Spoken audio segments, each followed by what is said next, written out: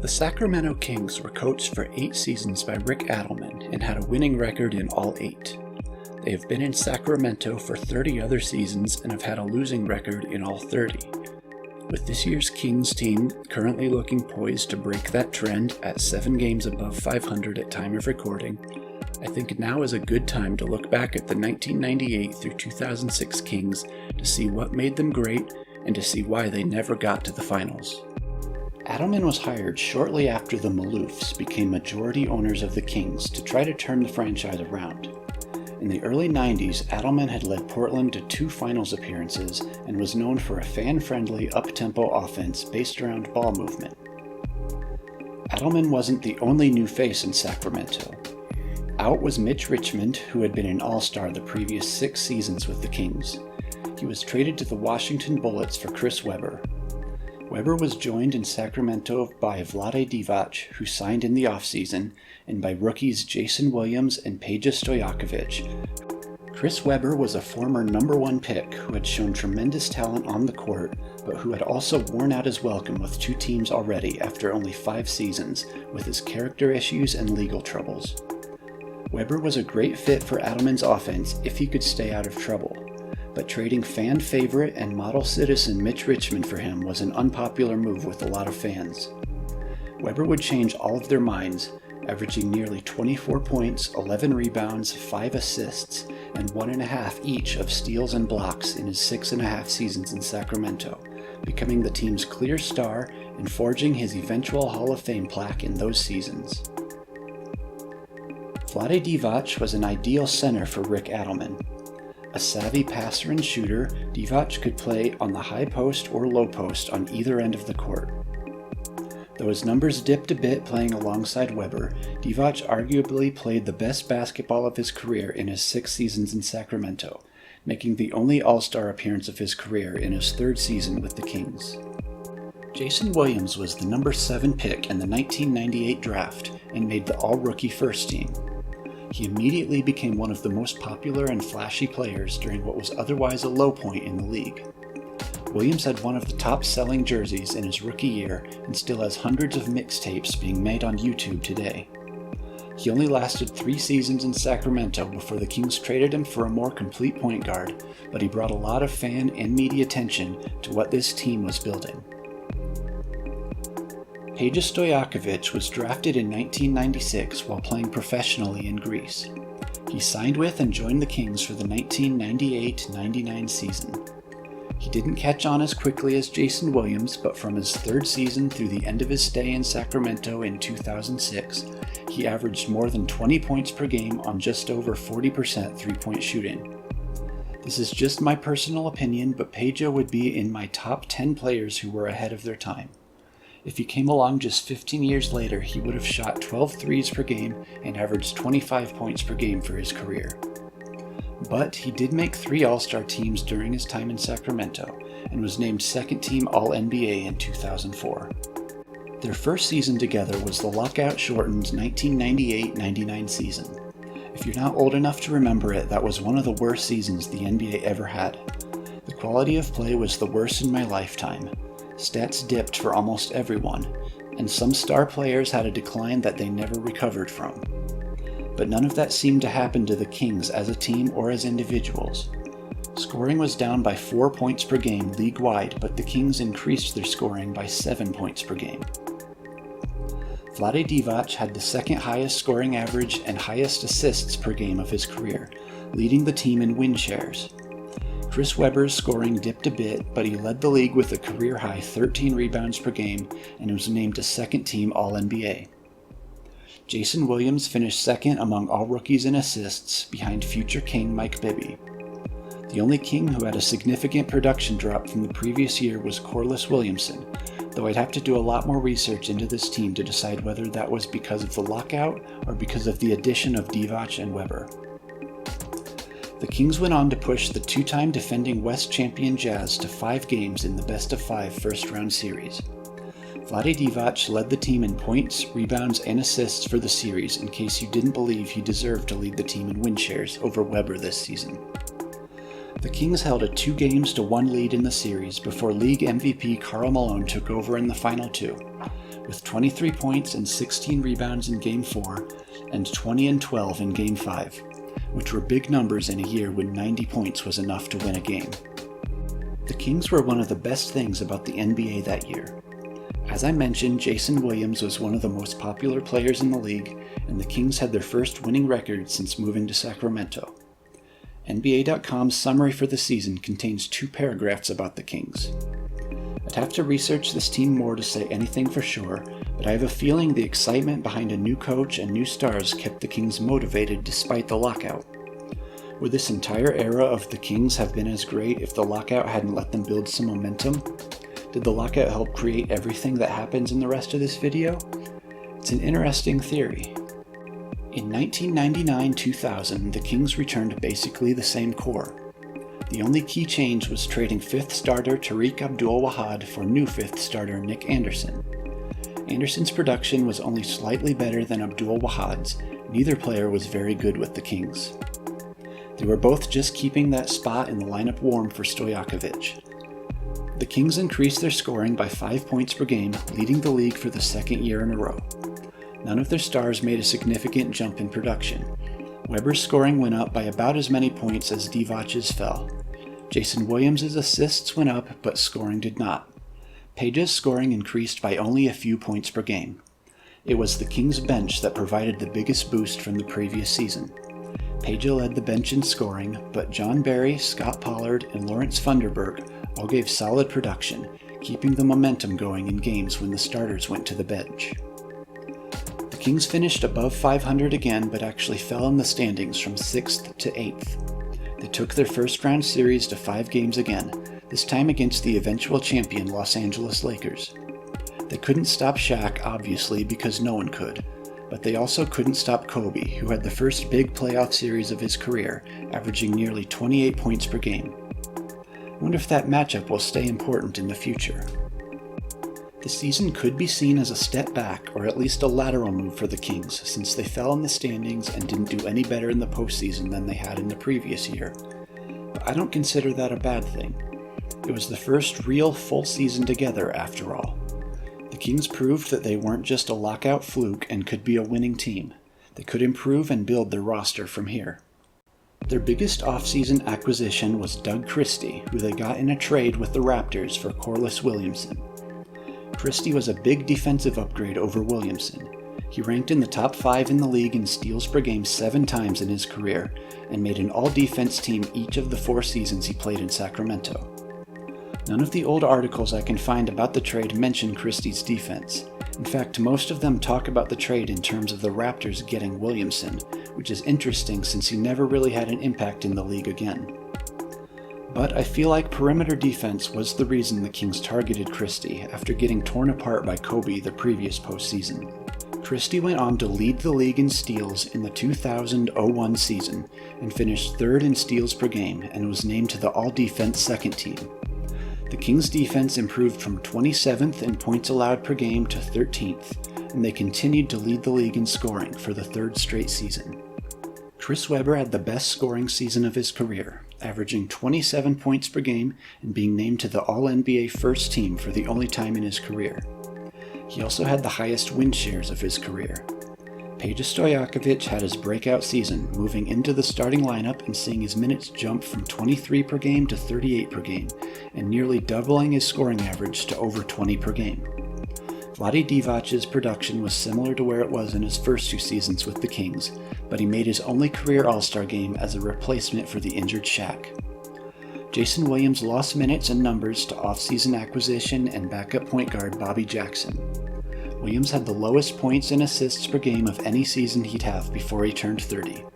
The white chocolate era was sadly on its way out. The Kings increased their wins from 44 to 55 and finished 3rd in the West, just a game behind the Lakers and 3 games behind the Spurs, the last 2 league champions. The Kings met the Suns in the first round and won in 4 games after losing Game 1. Peja scored 37 points in the closeout game, which was his career high in a game that didn't go into overtime at that point. They met the Lakers in the second round for a rematch of their series from the previous season, and that didn't go any better for the Kings this time.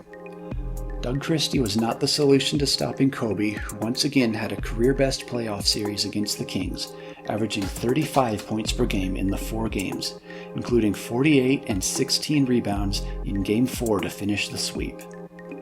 Shaq was also unstoppable once again, averaging 33 and 17 and having a 40 and 20 game in both Games 1 and 2. The sweep could be seen as a disappointment after a great regular season, but let's be real. The only reason this Lakers team finished second in the West was because Shaq was out of shape at the beginning of the year. By the end of the season, the Lakers were arguably the best team ever. This was Shaq at his absolute best and Kobe at the beginning of his peak. They went 15-1 in the postseason, sweeping a solid Blazers team and a great Spurs team along with the Kings. The Kings were more competitive against the Lakers than either of those other Western teams, only losing by double digits once in the series. I think advancing to the second round and being competitive with one of the greatest teams ever should be seen as another big step forward for this Kings team.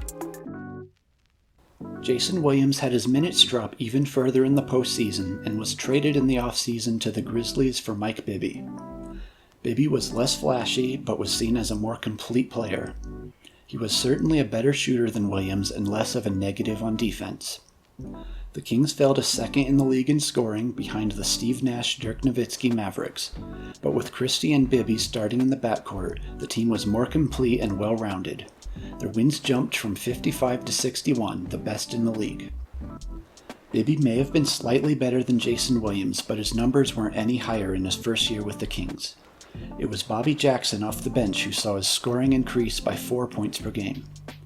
Chris Webber sprained his ankle in a preseason game and missed the first 20 games of the season, but when he returned he barely missed a step from the previous year. His scoring dropped but was still the second highest of his career at over 24 per game, and he still made second team All-NBA. Divac, Christie, and Stojakovic had no significant changes in their production. Stojakovic made his first All-Star game. The Kings met the Jazz in the first round of the playoffs in a rematch of their first playoff series together. By this point, the Jazz were a shell of the team that made the finals. John Stockton was 40 years old. Karl Malone was 39. Both would play their final season with the Jazz next year. This time around, the Kings were able to win the series in 4 games, with Webber and Stojakovic both averaging over 20 points per game in the series. In the second round, they met the Mavericks, the only team who scored more than the Kings in the regular season. In every game in the series, the winners scored over 100 points, which again was rare at that time. For comparison, the most points the Kings scored in the first round was 91. The fewest points anyone scored in the second round series was 91 by the Mavericks in Game 1. Peja hurt his ankle in Game 3 and missed the rest of the series, which allowed Mike Bibby to have his coming-out party and average nearly 22 points per game for the series.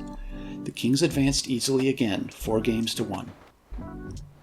In the Western Conference Finals, the Kings met the 2-time defending champion Lakers, who had knocked the Kings out both seasons. If you followed the NBA at all in the last 20 years, you probably know how this series goes. Game 6 was one of the worst officiated games in NBA history. I won't weigh in on whether I think it was rigged. I want to look at the other factors in the series. First of all, the Kings' second best player, Stojakovic, was still hurt. He missed the first 4 games of the series and only played limited minutes in the final 3. He only shot 1 for 10 on 3-pointers in the series and averaged 6 points per game, after shooting better than 40% and averaging over 20 points per game in the regular season. Second, if you look past Game 6, the Kings got more calls in the series.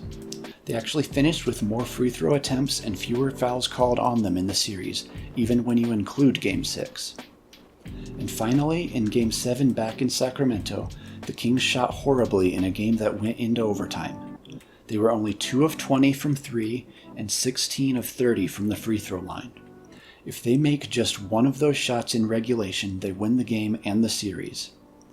So although Game 6 was a travesty, the Kings' loss in the series was due to bad luck and bad performance more than it was due to bad officiating. For the 3rd postseason in a row, they could not stop Kobe or Shaq, who averaged 27 and 30 points per game respectively. And I don't know if this means anything, but Mitch Richmond played 1 game in the series for the Lakers, scoring 1 point. The Kings' loss in the series allowed him to win his only ring, which was probably met with mixed emotions by some Kings fans. The Kings brought back their entire core and barely missed a step the next season. Their wins dropped from 61 to 59, and they finished third in the West and third in the league, more because the Spurs and Mavericks improved than because the Kings got worse. Their scoring also dropped to third in the league, still behind the Mavericks and also behind the Warriors, who weren't good, they just scored a lot. The Kings actually had the most possessions per game, just ahead of the Warriors, but the Kings allowed 8.5 fewer points per game than the Warriors. I think that shows that the Kings by this point were more than a flashy, high-powered offense. They were a complete team that happened to be better on offense than defense. In fact, when pace is taken into account, the Kings had the number 2 defense in the 2002-03 season. They remind me a lot of the early Stephen Curry Warriors, who were seen as an offense-first team that couldn't win a championship even though they were actually playing elite defense in a fast-paced game, arguably the best defensive team in the league. But unlike the Warriors, the Kings never did win a championship, so let's keep looking into why. Chris Webber continued his elite play, averaging 23 points per game and making second-team All-NBA for the second year in a row. Peja Stojakovic made his second All-Star game, even though his scoring and minutes dipped a bit, losing minutes to Bibby, who matched his career high in scoring at that point, and Bobby Jackson, who averaged a career-high 15 points per game. Of those 4 guys, Peja is the only one who stayed healthy enough to play at least 70 games. Nagging injuries to most of their scorers are partly why the Kings fell in the standings, despite improving their defense. Vlade Divac and Doug Christie each stayed healthy, but had their scoring continued to dip a bit as they aged. Christie, however, made first-team All-Defense for the only time in his career. I'm not going to talk much about them because they never had much of an impact for the Kings, but Hedo Turkoglu and Gerald Wallace both started a few games for the Kings this season. Both players would go on to have great seasons for other teams later on in their careers. Turkoglu was at least traded for an All-Star, but Wallace got away for nothing. It seems the Kings were better at identifying talent than holding on to it long-term. The Kings were healthy by the end of the regular season, winning 13 of their last 15 games, and had their entire core for the first-round series, again versus the Jazz, now in Stockton and Malone's final season with the team. Again, the Kings won the series easily, this time 4-1 in the first year that the first round was a best-of-7 series. Just like last season, Webber and Peja both averaged over 20 points for the series. And just like last season, the Kings met the Mavericks in the second round. Even though the Mavs were the home team, I feel like the Kings were the favorites in this series now that they were completely healthy. Except that didn't last. After an easy Game 1 win in Dallas, disaster struck in Game 2. In a non-contact play, Chris Webber tore the cartilage in his knee and needed surgery. His postseason and most of the next season was over. The Kings would go on to lose the series in 7 games. We'll never know what would have happened if Webber had stayed healthy. He scored 55 points in the 2 games he played. His replacement in the lineup, Turkoglu, only scored 46 points in the entire series. On the other hand, point guard Nick Van Exel scored 25 points per game off the bench for the Mavericks in the series. It's hard to see how Webber's injury allowed that to happen. And in the next round, the Mavericks lost to the Spurs and Tim Duncan, who seemed unbeatable in 2003. Could the Kings have beat the Spurs with a healthy Webber?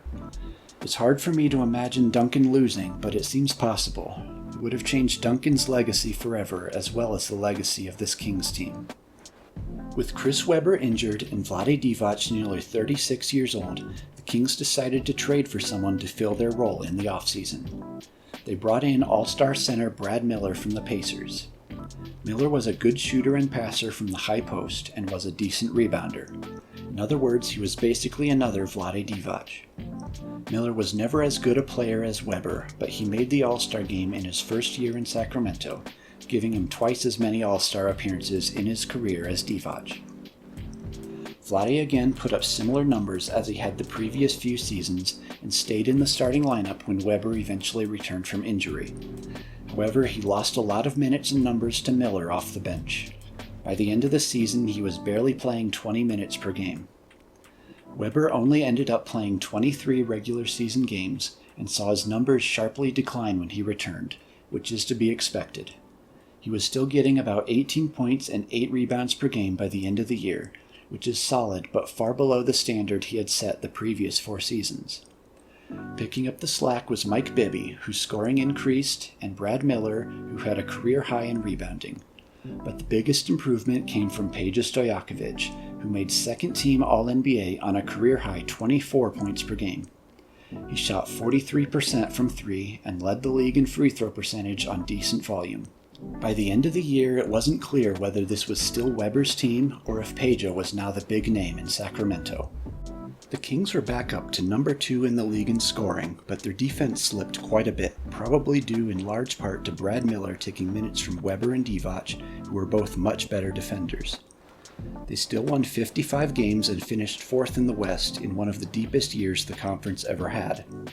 They met the Mavericks in the first round, and this time, with a healthy Weber, won the series 4-1.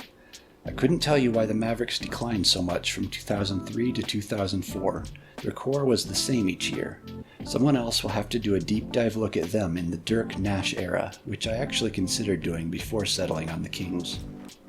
The Kings met the Minnesota Timberwolves in the second round, the first time that franchise had ever advanced past the first round.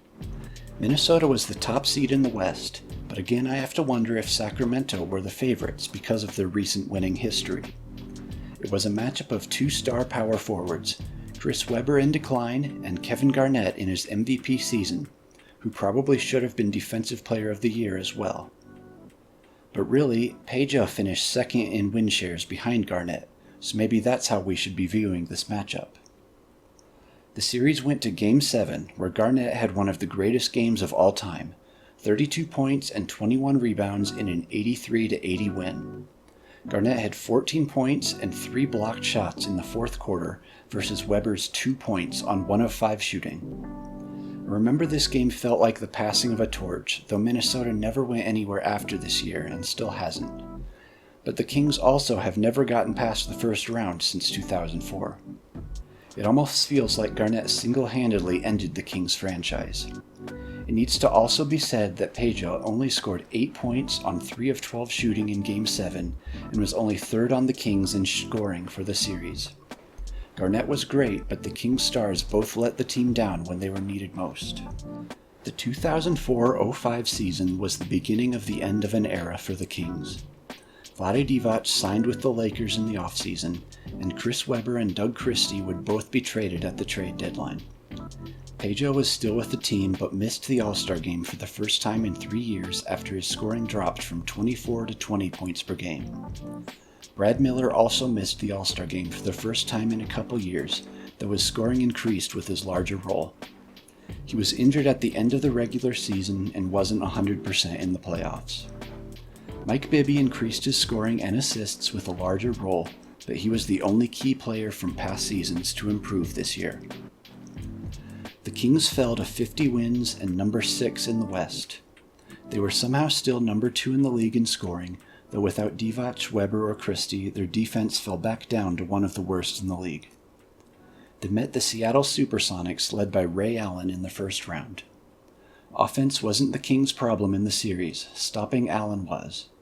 He averaged 32 points in a 5-game series win on 45% three-point shooting. Peja averaged 22 for the Kings and Bibby had 19, but the Kings' next 2 scorers were Cuttino Mobley and Kenny Thomas, who came over in the Christie and Webber trades. Neither player ever really caught on with Sacramento. Mobley would sign with the Clippers in the offseason. The fact that these were 2 of the team's leading scorers says a lot about the Kings' chances of advancing past the first round. The 2005-06 season was the end of the Rick Adelman era in Sacramento. Peja Stojakovic was traded mid-season for Ron Artest, whose current name I believe is Meta Sandiford Artest, leaving Bibby as the only remaining player from the core that went to the conference finals just 3 years earlier. Artest made the Kings better defensively, but they finished 10th in the league in scoring, the only time they were outside the top 3 under Adelman. As the only remaining offensive star, Bibby scored a career-high 21.1 points per game and had 6.8 assists per game, his highest with the Kings. Brad Miller's scoring and rebounding dropped a bit, but he still had the second highest scoring average of his career at 15 points per game. Kevin Martin in his second season averaged 10 points. He'd average over 20 points per game the next several seasons, but he never made an All-Star game or the playoffs with the Kings after this season. The Kings won 44 games and just got into the playoffs as the 8th seed. They put up a fight against the defending champion Spurs, winning 2 games, but lost by double digits in games 5 and 6. Bonzi Wells led the team in scoring and rebounding. Brad Miller was a complete non-factor competing against Tim Duncan. Mike Bibby was third on the team in scoring on only 35% shooting for the series. The Rick Adelman era ended with his firing 4 days after the playoff loss, partly because of his failure to win a championship and partly because he didn't have a good relationship with the owners. I think the Kings' record before and since his time in Sacramento vindicates Adelman to a large degree. It wasn't his fault the roster fell apart.